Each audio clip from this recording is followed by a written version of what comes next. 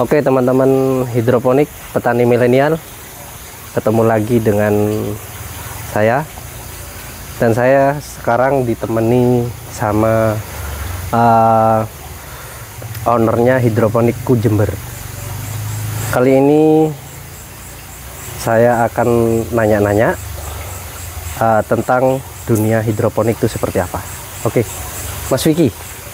Ya, Mas Hari. Ini Mas, kali ini teman-teman ini biar tahu nih gimana nih dunia hidroponik nih. Gimana Mas? Hidroponik tuh seperti apa? Hidroponik gak enak Mas. Biar saya aja. Ya, hidroponik itu kayak pertanian biasanya. Cuman bedanya nggak kotor. Ini pakai sandal. Enak ya, jadi bersih, lebih higienis lah ya. Enggak, cuman yang paling penting ini bukan karena konten bagus ya, enggak. Ini farm produksi memang Mas. Farm produksi. Jadi kesehariannya memang seperti ini. Jadi hidroponik itu enak, simple, mudah. Dan kalau harga relatif, harga investasi Mas. Untuk pembuatan greenhouse-nya ini, nah ini kenapa ini pakai atap nih? Satu sih, supaya irit di nutrisi. Jadi kalau nggak pakai atap Mas, hujan kan masuk. Jadi masuk ke sela-sela. Nah kayak ini bolongan, ketika ada tanaman kan pasti masuk kena air. Nanti ya, air hujan masuk ke tandon. Nanti masuk ke tandon, akhirnya nutrisinya berkurang. pH juga ngaruh? pH juga ngaruh. Akhirnya kita sering setting, jadi boros. Terus yang kedua, OPT, organisme pengganggu tanaman. Hama-hama enggak masuk lah ya? Hama minim lah ya? Minim. Jadi ketika di greenhouse gini, ini kan greenhouse ya Mas, ya. bukan atap aja. Jadi OPT itu minim sekali. Kalaupun masuk, penanganannya lebih mudah. Lebih mudah. Terus ini yang dinding-dinding ini pakai apa? Jaring apa ini? Kalau dinding ini namanya insect net. Insect net. Jadi beda dengan waring tembakau, beda. Beda ya? Dengan shading atau paranet beda. Jadi ini namanya insect net. Emang khusus untuk hidroponik apa gimana? Enggak cuma hidroponik sih Mas. Yang penting fungsinya.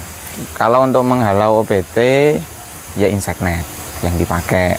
Tapi kalau untuk mengurangi cahaya ya kita pakai shading. Oh gitu. Ini ada ukurannya enggak nih? Ada Mas. Size-nya lah ya, size-nya. Ada ya, macam-macam ya. Macam-macam. Satuannya itu mesh namanya. Satuannya mesh. Semakin gede nomornya, semakin rapat. Oh, kebalik ya? Kebalik. Jadi semakin kecil meshnya, semakin gede bolongannya, semakin longgar. Contoh ini mesh 40. Artinya setiap 1 cm lubangnya ada 40 biji. 40 biji. Maksudnya setiap berapa? 1 cm. 1 cm. Itu lubangnya ada 40. 1 cm persegi. Iya. 1 meter persegi. Oh ya, 1 meter. Berapa 1 cm? 1 cm persegi itu lubangnya ada 40. Makanya dia dikatakan mesh 40. Oh, gitu ya. Ada yang tipe juga mesh 70. Berarti setiap 1 cm bolongannya ada 70, Mas. Jadi semakin kecil. Nah, itu teman-teman tuh banyak yang nggak tahu kan, pasti kan. Berarti banyak pilihan ya? Banyak pilihan dan tergantung fungsi, Mas. Oh, gitu. Misal kita mau menghalau kutu kebul atau trip, jangan pakai mesh 40, masuk dia. Pakai yang seri 70. Oh, kalau tambah kecil apa enggak tambah pengap? Pengap pasti. iya. Makanya juga perlu diperhitungkan Mas, fungsinya tadi. Jadi mau diperuntukkan untuk apa, tinggi greenhouse-nya, lokasi greenhouse-nya itu juga perlu diperhitungkan. Gitu ya. Gitu. Jadi kalau dataran rendah, misal mau tanam melon nih ya, itu kan tripnya bahaya banget, kutu kebul juga penyakitnya lebih banyak ya. Otomatis pasti yang dipilih seri 70 atau mesh 70. Kalau kita tanam kayak di kita nih MDPL rendah cuma 40-an, pasti panas. Sini berapa MDPL? Sini 41. Oh, rendah ya? Rendah, Mas. Oh, termasuk pinggir pantai lah ya? Iya. Ke pantai deket, Mas, 8 kilo nggak sampai. Nah, ini teman-teman, bagi yang ya. Ini kan sebenarnya habitatnya dataran tinggi, Mas ya? Baby romaine. Baby romaine ya. Cuma ini teman-teman nih, bagus nih.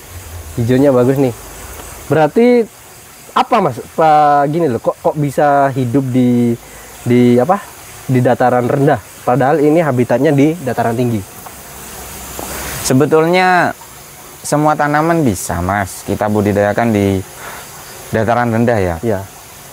Kalaupun diadaptif di dataran tinggi. Cuman yang paling mencolok perbedaannya di perawatan. Oh, gitu. Jadi kalau di dataran rendah itu lebih intensif. Ini bisa nggak ditanam di dataran rendah tapi di tanah? Sementara belum pernah saya lihat, Mas. Di daerah mana? Ini ya lupa, saya lupa nih. Ini daerah mana, Mas? Ini di Jember, kebetulan kecamatannya di Jenggawa. Kalau desanya Kemuning Sari Kidul. Oh, iya. Kira-kira dari pantai 8 kiloan lah. Nah, gini teman-teman, sebelumnya bahas keseluruhan ya. Nah, ini Mas Vicky ini bukan cuma penggelut hidroponik doang atau hanya petani doang. Mas Vicky ini dia itu bisa garap greenhouse ya, Mas ya, bisa ya. Mas ya, bisa garap instalasi ya, misalnya pokok bisa. Semuanya hidroponik bisa ya.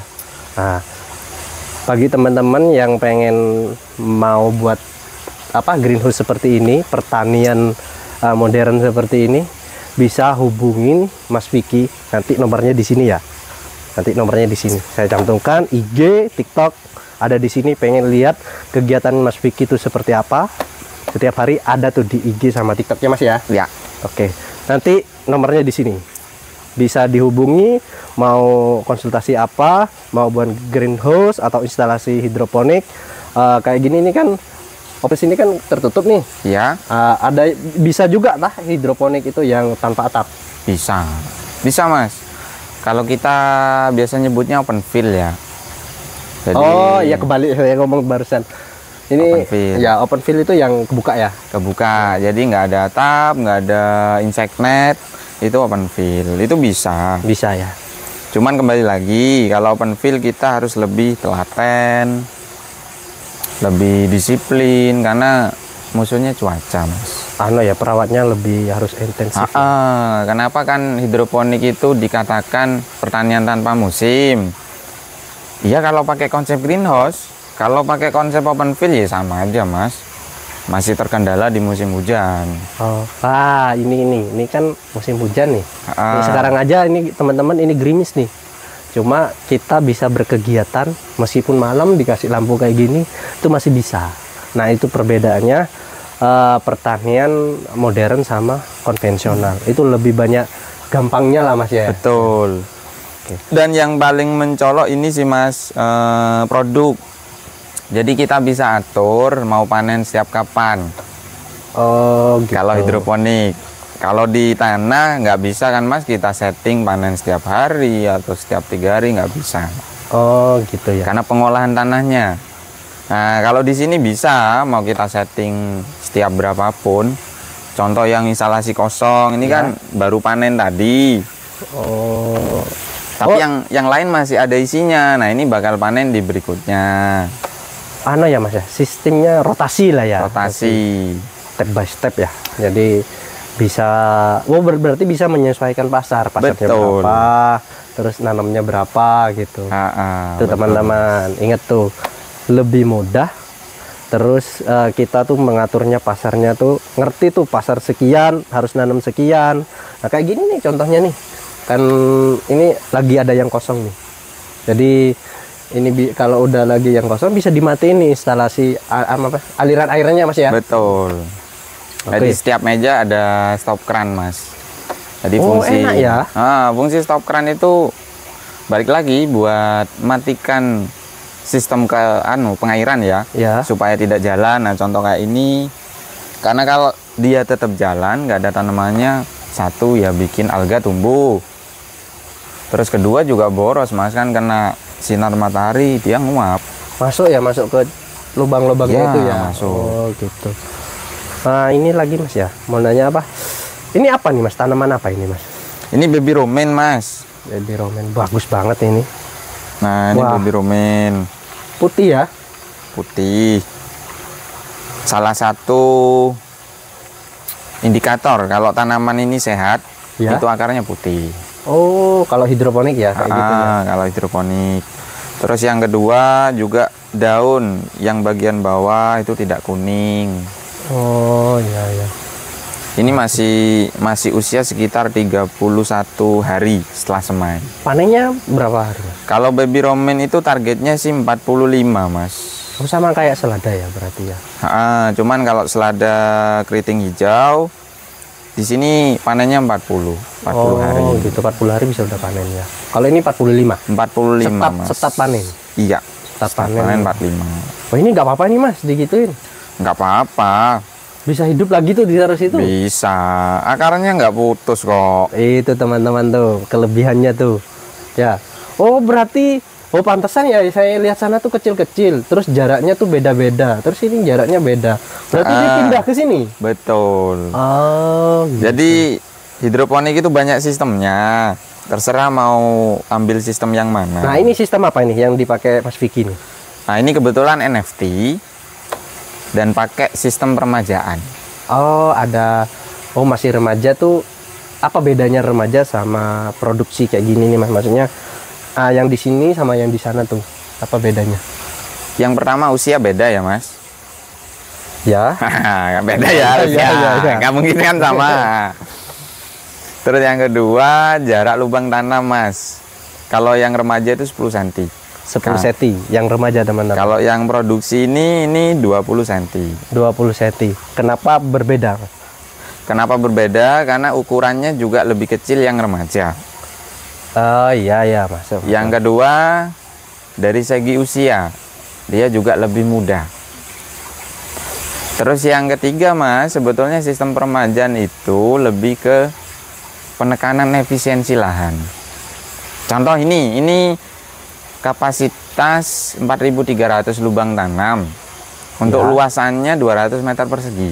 200 meter persegi. Kalau kita isi tanpa peremajaan, full produksi, kita cuma dapat 2.150 lubang tanam. Karena ada peremajaan, Jadi 4.300. 4.300. Jauh ya? Separuh ya? Anggap Betul. separuh ya? Oh, gitu. Oh, jadi bisa ditahan di sana ya? Di Iya. di peremajaan ya? Iya. Oh, gitu. Jadi rotasi panennya lebih cepat, income-nya juga nambah. Ini kelebihan ya, Iya, nggak ngomong kekurangan dulu. Cuman kurangnya teman-teman juga harus paham. Pekerjaan Dengerin, juga teman-teman. nambah. Jadi yang harusnya dari bibit langsung ke produksi, kita harus ke remaja dulu, Mas. Oh, gitu ya. Jadi kalau di sini kan bibit 10 hari, pindah ke remaja 15 hari. Oh, gimana Mas? Gimana? Dari bibit Ya, bibit. itu 10 hari umurnya, 10 hari. pindah Terus ke remaja, umur peremajaan 11. 11. Nah, di remaja 15 hari, Mas. Di remaja 15 hari. Terus Nah, yang jadi di di sini berarti. sisanya 15 hari atau 20 hari. Oh, cepet ya. Jadi enak ya. Nah, Itu teman-teman. Jadi bertani secara hidroponik itu banyak sistemnya. Gimana cara orangnya lah yang mengelola seperti apa. Mudahnya tuh sangat banyak mudahnya. Terus kalau sistem kayak gini ini lihat sendiri nih. Kalau menurut saya ini enak nih, ada peremajaan, jadi rotasinya itu lebih banyak ya Mas ya. iya. Oh gitu ya. Terus kalau NFT, Mas, kenapa jadi pilihan ya di sini? Kenapa nggak di FT? Ya. Oh ya, ini tanya dulu nih. Hmm. Hidroponik itu ada berapa sistem? Berapa tuh sistemnya? Intinya cara nanamnya hidroponik itu ada berapa sistem? Ada banyak sih, Mas. Cuman yang biasa dipakai di standar produksi ya, Ya, biar lebih sempit nih. Kita ngomongin yang dipakai di produksi. ya. Kalau untuk sayur itu biasanya NFT sama DFT. NFT sama DFT. NFT itu nutrien film teknik. Kalau DFT, Kalau DFT itu deep flow teknik. Bedanya kalau NFT itu alirannya tipis. Nah, mungkin nanti bisa di-shoot ya Mas alirannya gimana. oh ya ya. Kalau DFT itu nanti ada genangan. di instalasinya. Tapi tetap ngalir. Tetap ngalir, sama-sama ada sirkulasi, Mas. Cuma bedanya menggenang tapi Menggenang. mengalir. Betul. Kalau NFT itu langsung terus ya, menerus ya. Mengalir tapi tipis. Tipis ya. Jadi tidak ada endapan. Betul. Oh, gitu. Itu bedanya teman-teman.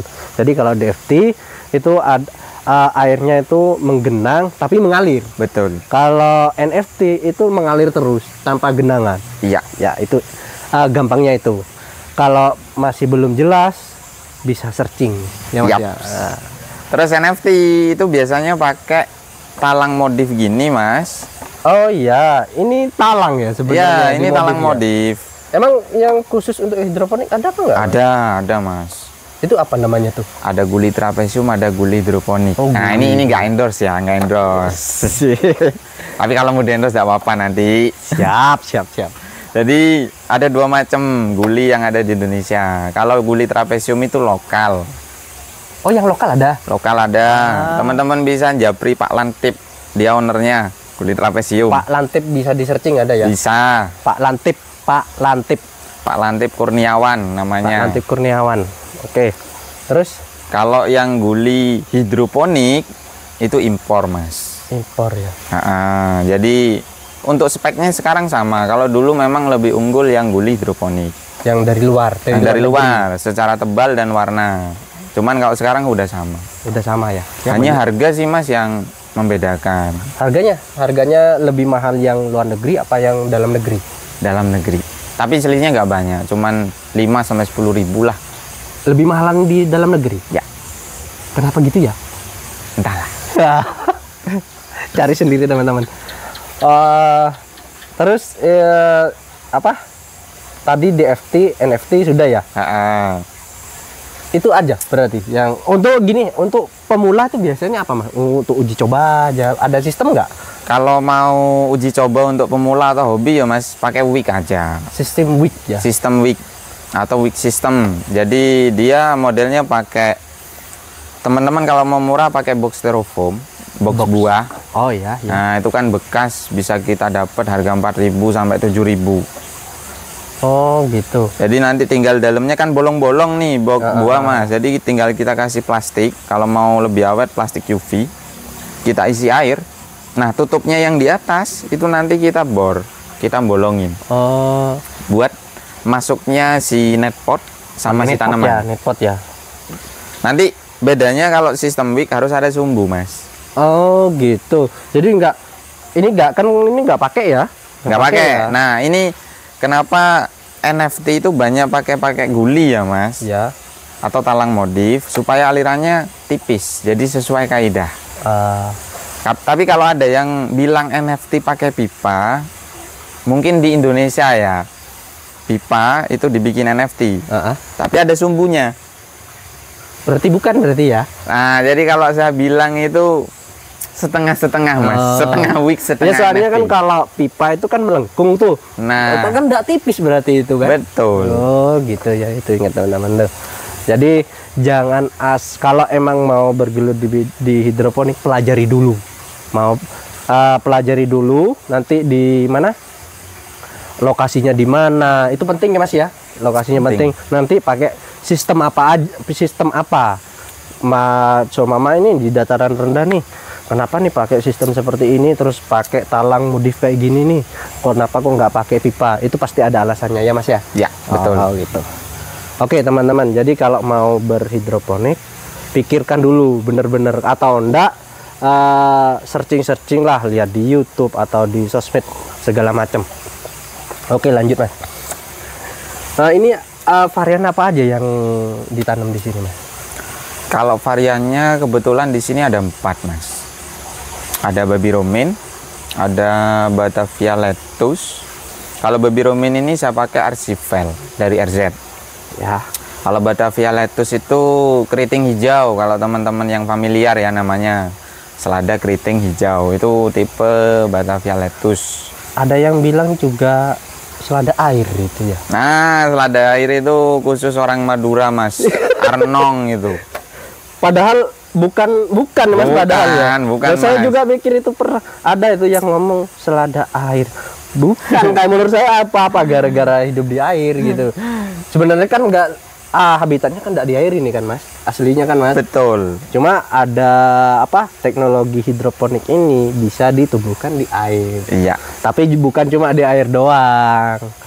Kan iya Mas ya? Ya, betul. Banyak aturan-aturan yang harus diikuti di air itu sendiri. Oke, lanjut. Berapa tadi? Berapa? Ada 4 Mas. Ada 4 ya. 4 varietas yang kita tanam. Ini apa namanya? Ini baby romaine. Itu selada ya. Sama Mas, ini romaine selada. Ya. Selada kan komoditas ya. Varietasnya dia baby romaine. Kalau benihnya saya pakai Archival ini. Archival bisa, Olid bisa. Itu semua dari RZX1. Oh, jenisnya selada. Jenisnya selada, varietasnya yang beda. Varietas beda ya. Oh. Nah, kalau yang Batavia lettuce saya tanam dari 2 merek. Ada dari RZ, itu pakai Johnson. Ada dari Bejo, itu saya pakai Anizel. Oh ya ya. Kalau katanya beberapa teman-teman di sini benih haram. Yang Anizel. Ya, Kenapa kok haram Mas? mudah busuk akar. Oh, bisa busuk akar ya? Iya. Oh. Tergantung varietas juga Mas berarti ya. Iya. Memang setiap varietas itu punya kelebihan dan kekurangan masing-masing, Mas. Nah, jadi kita juga kudu paham ya. Oh, harus memahami karakter ya. Karakternya. Kalau memang dia mudah busuk akar, ya jangan kita tanam dengan yang kemungkinan busuk akarnya tinggi. Contoh air baku tinggi, atau cuaca juga panasnya terik, atau sistemnya nggak mumpuni. Jadi jangan pakai yang benih yang seperti itu. Pilihan lah Mas ya. Pilihan. Cuman ada harga, ada barang biasanya Mas. Siap. Oke, nah ini kalau untuk penjualannya gimana ini Mas? Kalau penjualan, nah ini untuk teman-teman ya. Kalau pengen mulai bisnis hidroponik, yang pertama itu pastikan dulu marketnya. Jangan langsung buat sebesar ini ya. Iya, jangan ikut-ikut lah. Jangan ikut-ikut. Berarti harus apa ya? Harus tahu dulu lah kelebihan dan kekurangannya. Terus ini selada atau apa ini nih produksi kita tuh harus masuknya kemana. Betul, gitu kan ya. Betul. Jangan asal wah enak nih hidroponik nih. Wah bagus ini. Nanam sebanyak ini. Betul. Akhirnya nggak punya pasar. Akhirnya nggak kejual. Nah. Akhirnya tutup greenhouse. Nah. Itu ya teman-teman ya. Kalau mau memulai usaha lebih baik dulu itu referensinya harus luas ya Mas. Betul. Ya. Jadi cari referensi sebanyak mungkin, kelebihan dan kekurangannya itu harus diprediksi dengan matang. Oke Mas, untuk selanjutnya nanya ini di sini itu yang ngambil produknya Mas Vicky itu kalangan apa Mas? Maksudnya ini kan ya apa? Ndak semua orang membutuhkan tumbuhan inilah apa? Selada inilah. Betul. Nah, itu gimana itu Mas? Kalau market saya sebetulnya menengah ke atas ya Mas. Ya kenapa saya bilang menengah ke atas? Harga 30.000 per kilo Mas untuk jenis sayur ya. Iya, iya. Kalau sangat tinggi ya. Ya, nggih. Nyun sewu sebenarnya mohon maaf. Kalau menengah ke bawah kan mending beli daging. Beli daging benar. Atau beli telur. Beli telur daripada beli sayur. Jadi nyambung di yang pertama, kenapa saya tekankan market dulu, diperjelas. Karena kalau kita jual murah, ya kita yang rugi Mas. Iya, produksi ya apa? Buat greenhouse-nya. Buat greenhouse-nya aja mahal, instalasinya mahal. Ya, Abemik bahannya sekarang mahal-mahal, bahkan langka. Terus perawatannya ya juga seperti ini, nggak susah-susah banget, ya nggak gampang-gampang banget.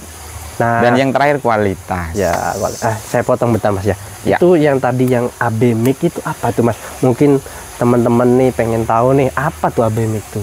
Abemik itu kalau kasarannya pupuk Mas. Kalau untuk konvensional itu biasa dibilang pupuk. Pupuk ya. Nah, kalau di hidroponik itu namanya Abemik. Bedanya pupuk sama Abemik itu apa? Di unsurnya aja sih Mas. Jadi kalau Abemik itu unsurnya komplit. Jadi ada unsur hara makro, mikro itu ada semua. Kalau nggak salah kan 17 unsur yang dibutuhkan tanaman. 17 unsur, banyak ya? Banyak, 17 unsur. Nah, ini berdasarkan jurnal ya teman-teman. Jadi bisa teman-teman search sendiri. Kalau mau jurnal yang valid, ya belilah jurnal internasional. Nah, ini teman-teman ya, 17 unsur yang ada yang bisa menumbuhkan sebagus ini. Ya. Makanya teman-teman, lebih luas referensinya dulu. Kalau mau terjun berbisnis itu jangan lihat ini hijau bagus banget. Nah, di dalam hijau ini banyak aspek-aspek yang harus dipikirkan kan ya, Mas? Betul. Ingat itu teman-teman. Jadi 17 unsur itu, Mas, yang 14 itu ada di abemiknya. Abemik ya. Nah, kenapa yang 3 nggak ada? Karena yang 3 itu CHO. CHO itu apa, Mas? CHO itu C-nya karbon, H-nya itu hidrogen, Wah, air, O-nya itu oksigen. itu Nah, Mas. C dan O kan ada di udara, hidrogen ada di air. Air kan medianya kita. Nah, Ya. kenapa CHO kita nggak pakai, nggak ada di abemik? Karena sudah tersedia di alam. Oh, gitu ya. Nah, jadi sama aja sih Mas, mau petani hidroponik konvensional, pesan saya bersahabatlah dengan alam. Ingat teman-teman, ternyata saya pikir lihat wah hijau enak ini kayak gini. Ternyata setelah dijelasin sama Mas Vicky, saya pikir-pikir juga ini gimana ya? Soalnya apa ya? Lihat ini enak, kelihatan enak, bersih, bagus, hijau. Ternyata di dalamnya tuh banyak aspek-aspek yang harus dipenuhi kan ya Mas. Betul. Ya. Jadi enggak sekedar hidroponik hijau, enggak mungkin. Kalau cuma air ini aja enggak mungkin kan Mas. Betul. Ya. Jadi cuma air mengalir enggak mungkin. Banyak aspek-aspek di dalamnya yang harus dipenuhi. Contohnya kayak tadi yang dijelasin. Oke teman-teman, untuk selanjutnya saya pengen tahu ini Mas, prosesnya ini seperti apa ya? Mungkin apa ya, dari kecil itu seperti apa Mas? Oke. Pindah Mas ya. Ah. Oke, lanjut.